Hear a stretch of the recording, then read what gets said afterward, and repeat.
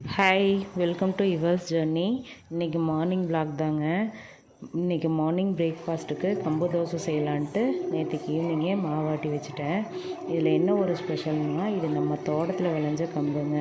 எந்த உரம் பெஸ்டிசைட்ஸ் எதுவுமே இல்லாதது. கம்புன்னு இல்லைங்க, எந்த சிறுதானியமாக இருந்தாலுமே மார்னிங் பிரேக்ஃபாஸ்ட் அல்லது லஞ்சுக்கு எடுத்துக்கிறது நல்லதுங்க. ஏன்னா டின்னருக்கு எடுத்துட்டோம் அப்படின்னா டைஜஷன் இஷ்யூ கொஞ்சம் வரும். அதனால் எங்கள் வீட்டில் மார்னிங் பிரேக்ஃபாஸ்ட் அல்லது லஞ்சுக்கு தாங்க சிறுதானியம் எடுத்துப்போம்.